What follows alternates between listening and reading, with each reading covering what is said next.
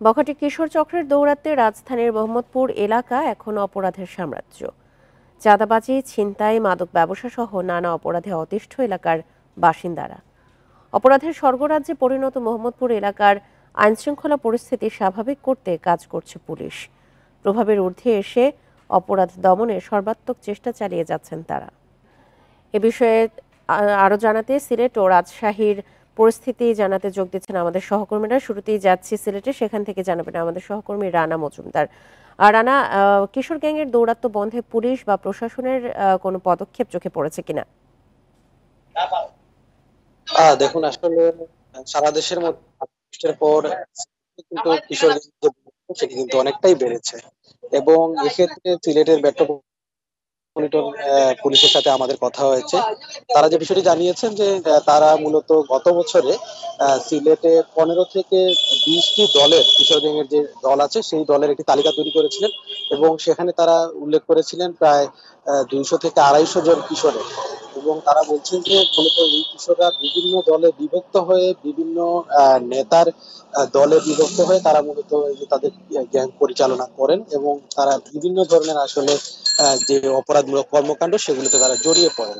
সেক্ষেত্রে সাম্প্রতিক সময়ে যেই একটি ঘটনা গণমাধ্যমে এসেছে সেটি হলো সিলেটের সাগরদিঘির পাড়ে গত বছরের 18 অক্টোবর কিন্তু একটি ঘটনা ঘটে। শাওন আহমেদ নামের একজন কিশোর, তিনি কিন্তু এই যে কিশোর গ্যাং এর আধিপত্য বিস্তারকে কেন্দ্র করে একটি সংঘর্ষ হয়, সেখানে কিন্তু তিনি নিহত হন।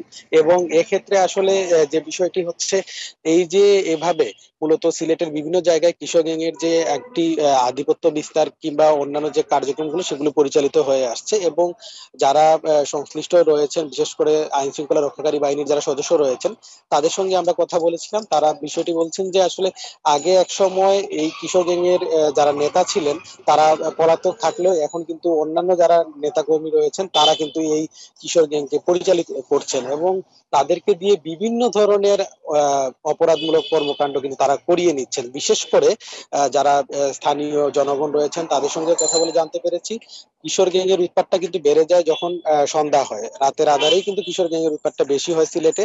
এবং তারা বিভিন্ন ধরনের জুয়া কিংবা মেয়েদেরকে ইভটিজিং করা, পাশাপাশি চুরি, ছিনতাই, এই ধরনের যে কাজগুলো আছে সেগুলোতেই কিন্তু তারা বেশি ইনভলভ হয় বলে তারা আমাদেরকে জানিয়েছেন। পাশাপাশি আরেকটি বিষয় তারা উল্লেখ করেছেন, বিভিন্ন ধরনের যে রাজনৈতিক কর্মকাণ্ড গুলো রয়েছে সেখানেও কিন্তু অনেকে এই যে কিশোর গ্যাং এর যারা রয়েছেন তাদেরকে কিন্তু তারা ভাড়া করে অনেক ক্ষেত্রে নিয়ে যান।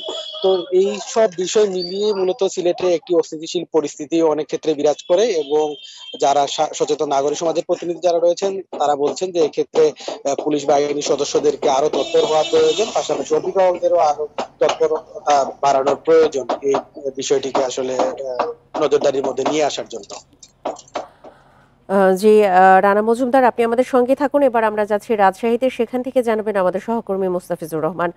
মোস্তাফিজ, আমরা সিলেটের তথ্য শুনছিলাম। রাজশাহীতে কিশোর চক্রের দৌরাত্ম্যের কি অবস্থা দেখতে পাচ্ছেন, আর পুলিশ বা প্রশাসনের পক্ষ থেকে এই বিষয়ে কি কিছু জানা গেছে কিনা?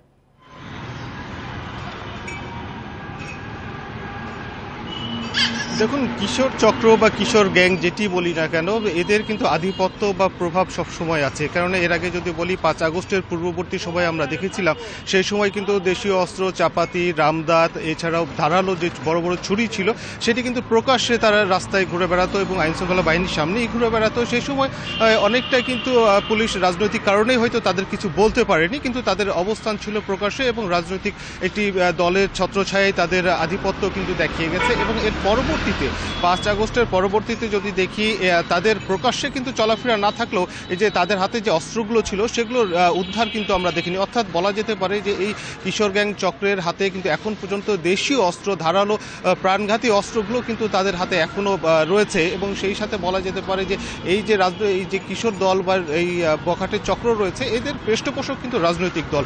অর্থাৎ রাজনৈতিক প্রেক্ষাপট পরিবর্তন হলো, এদের কিন্তু যে ছত্রছায়ায় যারা রাজনৈতিক নেতারা নেতারা থাকেন তারা কিন্তু আবার তাদের দলেই টেনে নেন এবং তাদের ছত্রছায়াতে, তাদের পৃষ্ঠপোষকতাতে তাদের আধিপত্য কিন্তু কায়েম করে থাকেন। অর্থাৎ পাড়া মহল্লায় বড় ভাইদের আধিপত্য বিস্তার করার জন্য কিন্তু এই যে কিশোর চক্র রয়েছে তাদের কিন্তু প্রয়োজন হয়ে থাকে, যার ফলে তাদের পৃষ্ঠপোষক করে থাকেন এবং তাদের আধিপত্য থাকে এবং রাজনৈতিকভাবে হোক, আইনি সহায়তা হোক, সবকিছুই কিন্তু এই বড় ভাইরাই দিয়ে থাকেন। আর্থিক সহায়তা হোক, এগুলো কিন্তু তারা দিয়ে থাকেন। এবং দেখা গেছে যে গতকালকেও রাজশাহীর 24 নম্বর ওয়ার্ডে দুই দল গ্রুপের আধিপত্য বিস্তারকে কেন্দ্র করে কিন্তু একজন ছুরিকাঘাতে আহত হয়েছিলেন এবং রাজশাহী মেডিকেল কলেজ হাসপাতালে তিনি চিকিৎসা নিয়েছেন, আমরা যতটুকু জানতে পেরেছি।